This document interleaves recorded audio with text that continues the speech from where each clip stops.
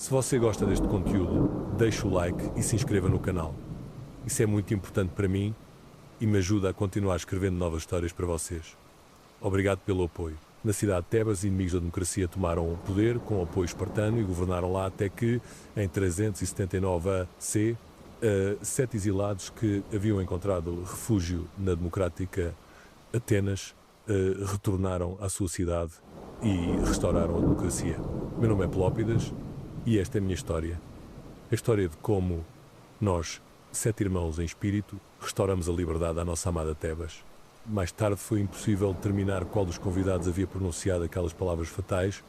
Tragam as dançarinas, mas foram precisamente essas palavras que perturbaram o dono da casa e marcaram o início do fim para o tirano Arquim. Arquim levantou suas pálpebras inchadas e bateu no joelho com irritação. Claro, dançarinas, como ele não pensou nisso antes. Pensou, um banquete sem dançarinas é como um ovo sem sal, assim dizia o ateniense Andrócles. Arquim frequentemente ficava com ele. Quando foi isso? Cerca de 25 anos atrás.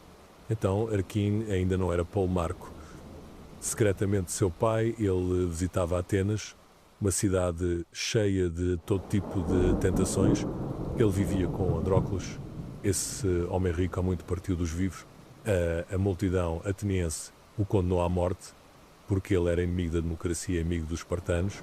Arquim odiava a multidão ateniense até as profundezas de sua alma, e desde que ela restaurou a sua democracia, pior que a qual não há no mundo, ele não havia visitado Atenas. Que bem eles veem naquela cidade, lá você não pode matar um escravo insolente na rua. De repente descobre-se que ele é livre, tenta distingui-los quando caminham com os mesmos farrapos, pessoas nobres não têm poder lá, e tudo é dirigido por demagogos, sem escrúpulos. Mas dançarinas, não há melhores em lugar algum. Arquim teria mandado buscá-las imediatamente, mas o tempo estava ruim. Agora as passagens do Citerão estão cobertas de neve e nenhum guia passará por elas, mesmo se você prometer a ele um saco de ouro. A esposa de Estrepsíades dança lindamente, disse um dos convidados sonhadoramente. Ela é ateniense e bela como a própria Afrodite. Outro acrescentou. Arquim fitou seus interlocutores. Ele se lembrou de que Estrepsíades havia vivido em Atenas e trouxe sua esposa de lá. Talvez ela realmente fosse uma dançarina? Ei, escravos, grasnou Arquim, tragam-na aqui. Apenas um bêbado poderia ter tido uma ideia tão louca. Os convidados deveriam ter balançado seu anfitrião ou colocado uma tigela de água fria diante dele para lavar o rosto. Em vez disso, eles gritaram, tragam-na aqui, aqui, deixem-na dançar. 2 anos haviam-se passado desde que Arquim, com a ajuda dos espartanos, havia derrotado os democratas e, tendo expulsado muitos deles para além das fronteiras da Beócia, governava tiranicamente Tebas. Sua palavra era lei, portanto os convidados não duvidavam de que esta ordem de Arquim também seria cumprida e, de repente, as portas se abriram. Um guerreiro que guardava a entrada da casa entrou no salão do banquete. Ele sussurrou algo no ouvido do dono da casa. Um escravo. Que escravo? Exclamou Arquim, arregalando os olhos. Ele acabou de chegar de Atenas e quer vê-lo porque tem negócios urgentes. Arquim bateu palmas e se voltou para seus convidados como se esperando sua simpatia. Mesmo à noite não lhe dão paz. E todos têm negócios urgentes. Quer você durma ou festeje, não se importam. Levante-se. Decida. E por isso o chamam de tirano. Joguem-no para fora pelo pescoço. Este escravo, o Paulo Marco, terminou energicamente. Hoje é a minha festa. Não recebo ninguém, exceto amigos próximos e dançarinas. Entendido? Talvez devêssemos convidar o marido dela também? Um dos convidados sugeriu hesitantemente quando o guerreiro saiu. Para que o marido? Disse Arquim balançando. Para que ela não fique entediada. O Paulo Marco balançou a cabeça. Não precisa de marido. Ele não sabe dançar. Vamos convidar outras mulheres. Caron também tem uma esposa jovem. E ele mesmo fugiu para Atenas. O cão. E Neócles também fugiu. Mas sua mulher permaneceu aqui, lembrou um dos oligarcas. Novamente as portas se abriram e o guerreiro entrou. O escravo Atenas escreveu algumas palavras para você aqui. Ele disse, estendendo um pedaço de papiro. Você não entendeu que hoje não trato de negócios? Disse Arquim. Ponha na minha mesa. Até amanhã. Encolhendo os ombros, o guerreiro cumpriu a ordem do Paulo Marco. E agora... disse Arquim soluçando, tragam aqui as esposas de Estrepsíades, Frénix e Andróclides e o mais rápido possível. O que você ainda está fazendo aí parado? Não entendeu de novo? Deixem as mulheres virem aqui. Quero que dancem diante desta mesa. Sim, sim, deixem-nas dançar. Os convidados concordaram. Éramos 7 emantes com capuzes bem ajustados, com redes e dardos nas mãos. Ao meio-dia saímos de Atenas, e quando o sol se punha, passámos pela Frígia, dirigindo-nos ao Citerão. Todos nos consideravam caçadores. Nas encostas cobertas de carvalhos do Citerão viviam javalis selvagens, e nas lendas antigas contavam sobre os veados do Citerão. Eu caminhava primeiro, perdido em pensamentos, curvando baixo minha cabeça grande, com o cabelo cortado bem curto. Atrás de mim caminhava Melon, já de meia idade, com um nariz grande no rosto bronzeado. Depois os gêmeos loiros e de olhos brilhantes Nazipo e Desmo. Atrás deles o belo Frénicos de ombros largos, o jovem Damóclides, magro como uma vara, Andróclides. 7 de nós, e todos como um só. Éramos todos tebanos que haviam compartilhado o pão dos exilados juntos em Atenas. Já para trás ficaram as últimas casas da aldeia pela qual havíamos passado ao latido dos cães. A estrada, seguindo as curvas de um rio de montanha, havia-se transformado em uma trilha estreita. Nela nem mesmo 2 mulas poderiam se cruzar. Do Citerão o vento norte soprava ferozmente, não sem razão. O céu havia sido coberto com nuvens plúmbeas desde a manhã. Em tal tempo os caçadores se escondem em alguma caverna e acendem uma fogueira. Mas nós caminhávamos e caminhávamos. A areia rangia sob nossos pés. O vento arrancava nossos mantos e os agitava como velas. De repente parei e joguei a rede do meu ombro. Os outros fizeram o mesmo depois de mim. Que tempo? Disse Andróclides, olhando ansiosamente para a montanha enorme que se fundia com a escuridão do céu. Os deuses nos enviaram isso para a nossa causa? Melon respondeu. Este é o primeiro teste, eu disse. Se a noite nos trouxer sorte, haverá outras campanhas também. Teremos que ir muitos dias e noites sem descanso até que as mulheres de Esparta vejam fumaça de nossos fogos. Uau! Então é disso que você sonha, disse Frénicos. É suficiente para nós expulsar os espartanos de Cademeia. Não, isso não é suficiente para nós, eu disse firmemente. Até que destruamos o ninho da serpente, a ela de não conhecerá paz e felicidade. E partimos novamente na estrada em direção ao vento gelado e à escuridão. Se alguém pudesse ter olhado meu rosto, teria lido ansiedade e preocupação nele. Talvez eu tema que não encontrarei o caminho através da passagem na escuridão, ou os futuros confrontos com os espartanos que são considerados guerreiros invencíveis me assustam? Não. Eu me lembrei do oitavo. O oitavo era Clítias, filho de Teócles. Clítias, como nós 7, era um exilado e junto com todos havia jurado libertar Tebas dos oligarcas, esses cúmplices inúteis dos espartanos. Ele estava iniciado em todos os nossos planos e sabia sobre o tempo da revolta, mas não apareceu no lugar designado. Melon, a quem eu havia confiado encontrar Clítias, não o encontrou em casa. Ele também não encontrou o escravo de Clítias, Ciro. Talvez Clítias tivesse se tornado vítima de um assassino contratado, mas onde o escravo havia desaparecido, ou ele havia matado seu mestre e fugido como os escravos atenienses às vezes fazem. Eu estava perdido em conjecturas, mas não podia nem supor que Clítias tivesse sido assustado. Um covarde não teria deixado Tebas, não teria entrado em exílio, ele teria se submetido aos oligarcas. O vento, espremido entre as rochas, havia ganhado a força de uma torrente de montanha. Poderia ter derrubado até um touro no abismo.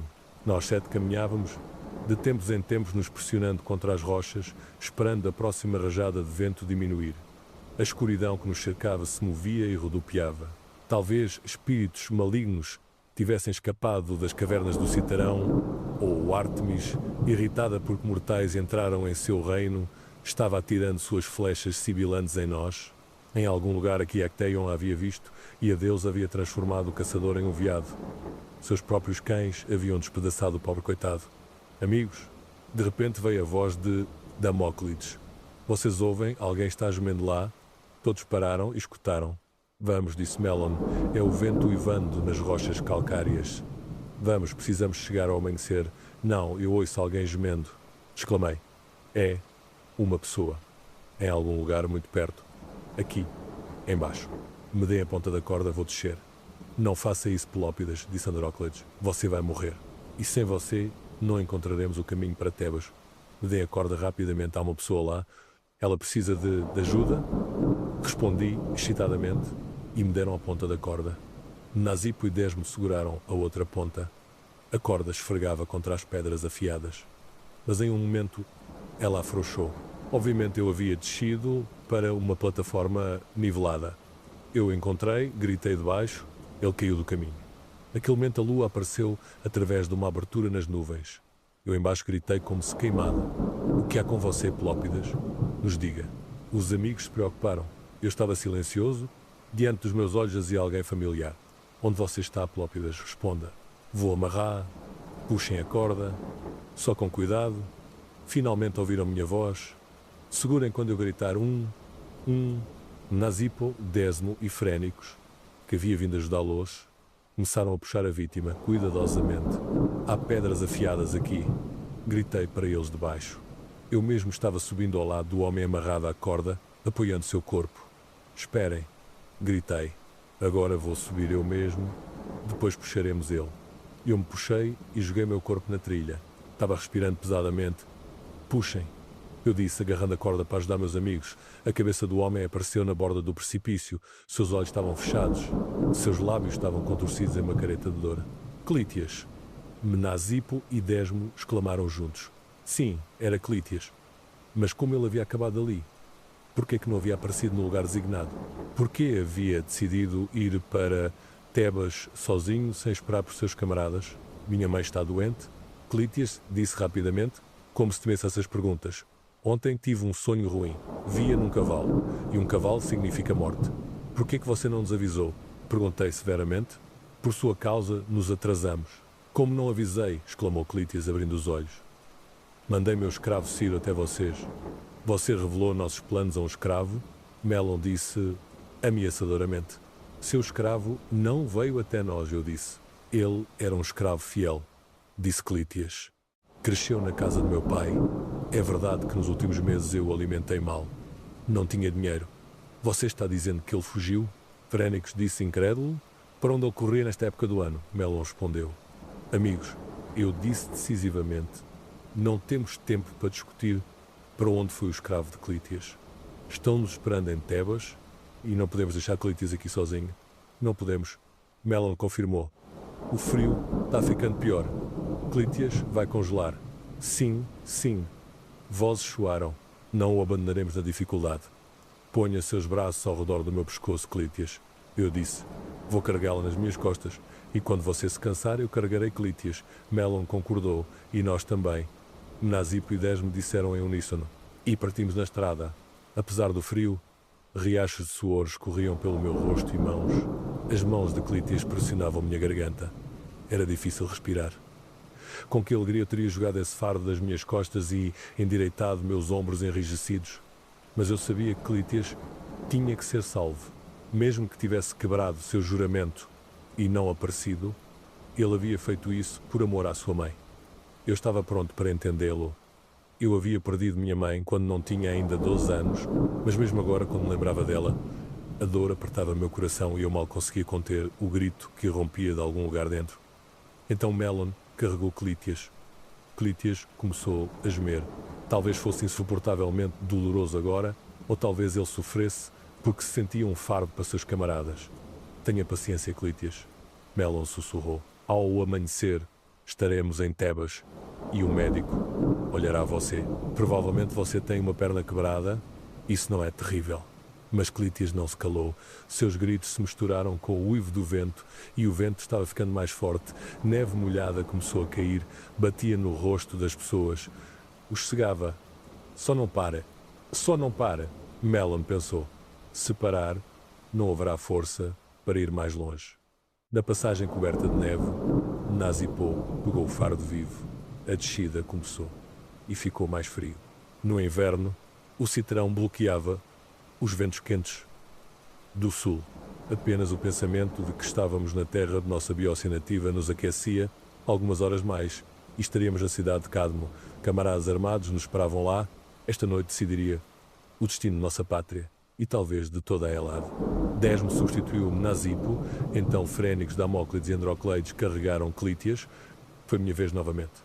Me seguro mais forte, Clítias, eu disse. Logo seu sofrimento terminará. Me ponha no chão, Pelópidas. Clítias disse surdamente. Tenha paciência, amigo, não resta muito. Não, quero dizer algo. Me ponha no chão. Parei e cuidadosamente abaixei Clítias ao chão. Os outros também pararam. Eu os enganei, disse Clítias. Não sonhei com um cavalo, sonhei com o ouro que Arquim prometeu. Passei 2 anos na pobreza. Não podia mais esperar. Ciro e eu partimos ao amanhecer. Mas os deuses estavam contra mim. Tropecei e caí do caminho. O vil escravo poderia ter-me salvado, mas decidiu que se aparecesse em Tebas, o Paulo Marco lhe daria liberdade. O escravo me abandonou e foi para Tebas sozinho. Não vão mais longe, o mesmo escadas espera lá. Ciro chegou antes de vocês. Ele não carregava nada. Por um momento ficamos silenciosos, chocados com o que havíamos ouvido. Melon desembainhou sua faca e levantou sobre o traidor, mas eu desviei sua mão. A morte é um castigo muito leve para ele. Eu disse: deixe o povo decidir seu destino. Nós 7 sentamos em círculo, virando as costas para o vento.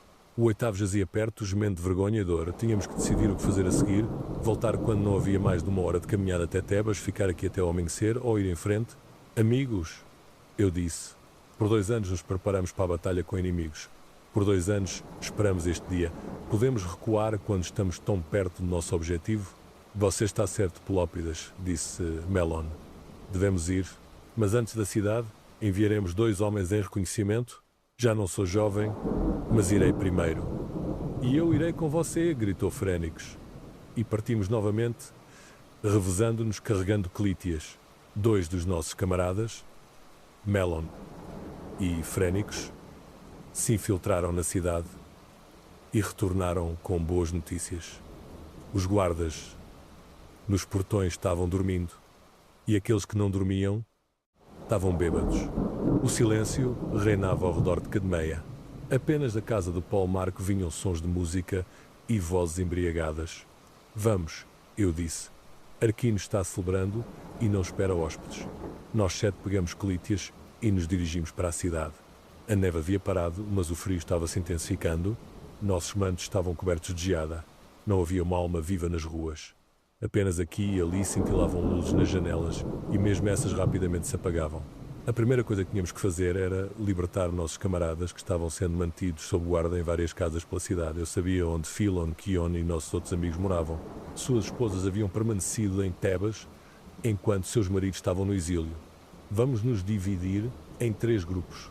Sussurrei, Melon, pegue Andróclides e vá para a casa de Philon, Nazipo e Desmo, para a de Kion, e eu irei com Frénix e Damocleides buscar Lísidas. Concordamos em nos encontrar na praça antes do templo de Apolo, quando o céu ficasse cinza com o amanhecer. A casa de Lísidas ficava na sombra de um grande plátano, seus galhos pendendo até ao próprio teto. Nos aproximamos sorrateiramente. Não havia luz nas janelas, apenas um guarda cochilava na porta, apoiado em sua lança. Damóclides, sussurrei, contorna a casa por trás. Quando ouvir meu assobio, haja. Frénix acenou para mim e rastejamos pelo chão como lobos se aproximando de um rebanho. O guarda estava roncando. Seu elmo havia escorregado sobre os olhos. Cuidadosamente tirei a lança de suas mãos e pressionei a ponta em sua garganta. O homem acordou e quis gritar, mas compreendeu que este poderia ser o último som de sua vida. Onde está Lísidas? Sussurrei. No porão, ele disse roucamente, com 2 bárbaros. Frénix amarrou suas mãos e tapou sua boca com um pedaço de pano. Encontramos a entrada do porão. De lá vinha um assobio fraco. Lísidas tocava flauta para não enlouquecer de solidão. 2 guerreiros espartanos sentavam à mesa jogando dados. Eles não ouviram nossos passos das escadas de pedra. Quando apareci na porta do porão com a espada levantada, um deles alcançou sua arma, mas Frénix já havia saltado sobre ele por trás. A luta foi breve. Os espartanos lutaram desesperadamente, mas a surpresa estava do nosso lado. Em 1 minuto, ambos jaziam amarrados. Pelópidas. Lísidas, exclamou alegremente, quando cortei as cordas de suas mãos. Eu sabia que você viria, mas como chegaram aqui? Cadmeia está cercada por espartanos. Contarei depois, respondi. Agora precisamos salvar os outros. Lísidas rapidamente vestiu sua armadura e pegou sua espada. Nós 3 saímos do porão e nos dirigimos ao local de encontro. Na praça Melon, com Andróclides e o libertado Philon já nos esperavam. Philon estava magro e pálido, mas seus olhos ardiam com fogo feroz de vingança. Onde estão Nazipo e Desmo? Perguntei preocupado. Ainda não retornaram? Melon respondeu. Talvez tiveram que lutar. Esperamos até que o céu começou a ficar cinza no leste. Finalmente os gêmeos apareceram, mas estavam sozinhos. Kion foi morto há 3 dias. Nazipo relatou. Sua esposa disse que ele tentou escapar e os espartanos o lancearam bem nos portões. A amargura encheu meu peito. Outro camarada havia perecido. Mas não podemos parar. Amigos, eu disse. Agora somos 10. Isso é suficiente para começar a luta. Lembram do nosso plano? Precisamos capturar Cadmeia antes do amanhecer, enquanto a guarnição dorme. Philon pigarreou. Pelópidas, tenho uma proposta melhor. Por que não começamos com Arquino? Se matarmos o Pulmarco, os espartanos perderão seu comandante. Sim, Lísidas concordou. Arquino está bêbado e indefeso agora. Esta é a nossa chance. Balancei a cabeça. Não. Se o matarmos agora, os espartanos perceberão que uma revolta começou e despertarão toda a guarnição. Então não conseguiremos lidar com eles. Então o que propões? Andróclides perguntou. Primeiro Cadmeia, as armas para o povo estão armazenadas lá, e deixem Arquino celebrar por enquanto.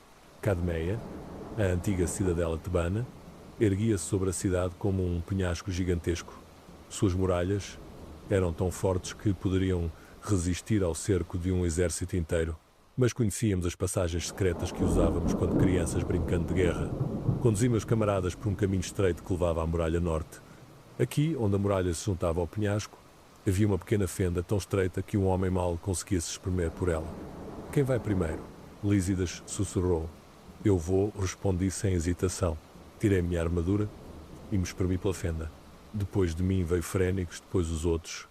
Nos encontramos no pátio interno da cidadela, estava silencioso aqui. Apenas dos quartéis vinha o ronco dos espartanos. Damóclides e Androcleides, sussurrei, vão ao arsenal. Melon e os gêmeos guardem a saída.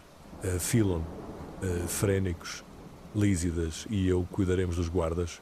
Havia apenas 20 espartanos em Cadmeia. Isso parecia estranho, geralmente a guarnição era 3 vezes maior. Mas não tinha tempo a ponderar. Tínhamos que agir rápida e decisivamente. O primeiro guarda caiu com a minha adaga sem sequer conseguir gritar. O segundo me viu e começou a alcançar seu chifre para soar o alarme, mas Frénix cortou sua garganta. Vozes começaram a soar dos quartéis. Os espartanos estavam acordando. Mais rápido. Gritei. Peguem armas. Damóclides e Andróclides trouxeram espadas, lanças, escudos do arsenal. Rapidamente nos armamos. Os espartanos correram para fora dos quartéis. Estavam meio despertos, alguns meio bêbados, mas mesmo nesse estado permaneciam inimigos perigosos. Por Tebas, gritei e me lancei para frente. Uma batalha feroz começou. Os espartanos lutaram desesperadamente, compreendendo que seu destino dependia desta luta. Mas estávamos nos preparando para esta batalha há 2 anos. Cada um de nós sabia seu trabalho.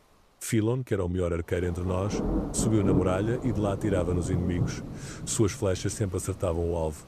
Melon e os gêmeos mantinham a defesa na saída para que nenhum dos espartanos pudesse escapar e soar o alarme na cidade.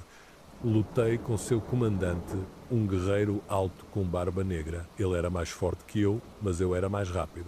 Quando sua espada desceu sobre minha cabeça, saltei para o lado e a lâmina apenas tocou meu elmo. O meu golpe de resposta o acertou no lado sob o braço. O espartano cambaleou, mas não caiu. Tentou-me dar um golpe perfurante, mas peguei seu pulso e virei a lâmina contra ele mesmo. A espada entrou em seu peito, entre as placas da armadura. O fim. Ele roncou e caiu. A batalha não durou muito. Em meia hora todos os espartanos jaziam mortos. Perdemos apenas um. Damóclides foi ferido no ombro, mas não foi fatal. Cadmeia é nossa. Lísidas exclamou. Isto é apenas o começo, respondi. Precisamos capturar todos os portões da cidade antes que os outros espartanos saibam o que aconteceu. De Cadmeia, a casa de Arquino era claramente visível, música ainda soava de lá. Palmar continuava a festejar, sem saber que o seu destino já estava decidido. Philon, eu disse, pegue 3 dos melhores arqueiros e ocupem a torre. Todas as estradas serão visíveis de lá. Se virem alguém correndo para o acampamento espartano, atirem. Obedeço, ele respondeu. Melon pega Andróclides e Mnazipo e vão aos portões orientais. Deve haver apenas 2 guardas lá. Peguem-nos vivos e fechem os portões. E quanto a Arquino, Lísidas perguntou. Pensei. O Pulmarco ainda não sabia sobre o nosso retorno. Isso nos dava vantagem. Mas por quanto tempo poderíamos mantê-la? Precisamos pegá-lo vivo. Finalmente disse. Ele pode ser útil para negociações com os espartanos. Está planejando negociar com eles? Frénix se surpreendeu. Talvez. Se concordarem em deixar a Biócia sem luta, por que não? Isso salvará a vida de muitos tebanos. Lísidas fez uma careta. Os espartanos não cedem em negociações. Eles lutam até o fim. Veremos, respondi. Mas primeiro precisamos capturar Arquino. Deixei 5 guerreiros em Cadmeia, sob o comando de Désimo, e fui com o resto para a casa do Pulmarco. A casa de Arquino ficava no centro da cidade, cercada por um jardim. Agora este jardim estava coberto de neve e os galhos nus das árvores rangiam no vento. Nos aproximamos sorrateiramente da cerca. Vozes embriagadas e o som do aulos vinham da casa. Alguém cantava uma canção de guerra, mas a voz continuava quebrando. Quantos há lá? Frénix sussurrou. Não mais que 10 convidados, respondi. Mais Arquino e alguns escravos. E a guarda? 2 guerreiros na entrada, mais 2 no jardim. Dei ordens. Lísidas e Andróclides deviam capturar os guardas no jardim, Frénicos, os da entrada. Eu penetraria na casa pelas portas dos fundos. Tudo correu conforme o plano. Os guardas não esperavam um ataque e se renderam sem resistência. Em 1 minuto estávamos na casa. Na grande sala, 8 homens sentavam à mesa. Arquino estava no centro, com uma coroa de era na cabeça. Seu rosto estava vermelho de vinho e fadiga. 3 mulheres dançavam perto da mesa. Reconheci entre elas a esposa de Strepsíades, uma jovem beleza com grandes olhos escuros. Ela se movia graciosamente, mas humilhação podia ser lida em seu rosto. Quando irrompemos na sala com espadas levantadas, a música parou. Um dos convidados tentou-se levantar, mas caiu bêbado demais para ficar de pé. Não se mexam, ordenei. Quem tentar escapar morrerá. Arquino me encarou com olhos embriagados. Quem? Quem é você? Como chegou aqui? Sou Pelópidas, filho de Hipócles. Voltei para casa para libertar minha cidade natal dos tiranos. O Polmarco tentou-se levantar, mas suas pernas não o sustentavam. Pelópidas? Mas você está em Atenas. Estava, e agora estou aqui. E você, Arquino, é meu prisioneiro. A esposa de Strepsíades correu até mim. Senhor, nos salve. Ele nos trouxe aqui à força. Não tenham medo, disse a ela. Vão para casa? Vocês são livres. As mulheres rapidamente deixaram a sala e me aproximei de Arquino. Onde estão seus amigos espartanos? O Polmarco tentou-se concentrar. Que amigos? Cleómbroto e os seus guerreiros. Onde estão? Eles foram para Tanágara? Há alguma revolta lá? Entendi. Era por isso que havia tão poucos espartanos em Cadmeia? As forças principais haviam ido suprimir uma rebelião em outra cidade. Quando retornarão? Perguntei. Não sei. Em 1 semana? Talvez mais. Estas eram excelentes notícias. Tínhamos tempo para nos preparar para um cerco. Frénicos, eu disse, levem-no para Cadmeia. Deixem-no ficar sóbrio na masmorra. Enquanto meus guerreiros amarravam Arquino, me voltei para os seus convidados. Escutem-me cuidadosamente. Dou a vocês uma chance de salvar suas vidas. Arrumem suas coisas e deixem a cidade. Para sempre. Quem permanecer morrerá assim que amanhecer. Os oligarcas, tremendo de medo, acenavam com as cabeças. Compreendiam que seu governo havia acabado. Ao amanhecer havíamos capturado todos os portões da cidade. A guarnição espartana foi destruída. Arquino sentava na masmorra. Seus cúmplices haviam fugido. Quando os primeiros raios de sol tocaram os picos das montanhas, subi a muralha de Cadmeia e olhei para a minha cidade natal. Tebas era livre novamente. Mas sabia que isto era apenas o começo de uma grande guerra. Esparta não deixaria isso sem resposta? Logo um exército inteiro viria aqui. Pelópidas. Mélon se aproximou de mim. O povo está se reunindo na praça. Querem vê-lo? Acenei. Era hora de devolver seus direitos ao povo. Quando descemos de Cadmeia, uma grande multidão já havia se reunido na praça antes do templo de Apolo. Homens, mulheres, crianças, todos nos olhavam com esperança e medo. Tebanos, gritei, subindo os degraus do templo. A tirania acabou. Arquino foi derrubado. Tebas é livre novamente. A multidão explodiu em exclamações alegres. Pessoas choravam, se abraçavam, abençoavam os deuses. Mas continuei, levantando a mão. Esta é apenas vitória em uma batalha. À frente está uma grande guerra. Esparta enviará exércitos contra nós. Devemos estar prontos para defender nossa liberdade. Um homem velho saiu da multidão. Reconheci nele Epaminondas o Velho, pai de meu amigo de infância. Pelópidas, ele disse solenemente, o povo confia em você. Nos lidera nesta guerra. Não, respondi, sou um guerreiro, não um governante. Escolham arcontes para vocês segundo as leis antigas. Então seja nosso general, alguém da multidão disse. Olhei os rostos das pessoas. Em seus olhos vi esperança e fé. Precisavam de um líder forte. Muito bem, eu disse. Aceitarei o comando. Mas devem saber, tempos difíceis estão à frente. Espartanos não perdoam derrotas. Estamos prontos. Vozes da multidão responderam. Melhor morte que escravidão. 3 dias se passaram em preparativos para o cerco. Sabíamos que os espartanos inevitavelmente retornariam e a cidade tinha que ser preparada para a defesa. Pessoalmente, percorri todas as fortificações, As muralhas eram fortes, mas em alguns lugares precisavam de reparos. Philon dirigia os trabalhos de restauração das seções destruídas, enquanto Melon organizava o armamento dos voluntários. No quarto dia, os primeiros batedores espartanos apareceram no horizonte. Eles circulavam ao redor da cidade como falcões buscando presa.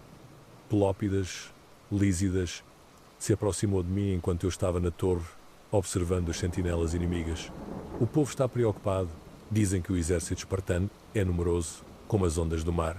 Deixe-os se preocupar, respondi. O medo é natural, mas quando os espartanos vierem, o medo se transformará em fúria. E um tebano furioso vale 10 espartanos. Lísidas sorriu. Você sempre soube como encorajar os camaradas. Lembra como lutávamos quando crianças com os meninos de Orcómeno? Você disse a mesma coisa então. E os derrotamos? Lembrei-o. Venceremos agora também? No quinto dia, um exército inteiro se aproximou das muralhas de Tebas. O rei Cleómbroto trouxe consigo 3.000 guerreiros espartanos e tantos aliados. Os mantos vermelhos dos guerreiros ao sol pareciam um mar de sangue. Cleómbroto estabeleceu acampamento a uma distância de flecha das muralhas da cidade. À noite, um arauto veio aos portões sob uma bandeira branca. Cidadãos de Tebas, gritou ele. O rei Cleómbroto oferece-lhes rendição sem batalha.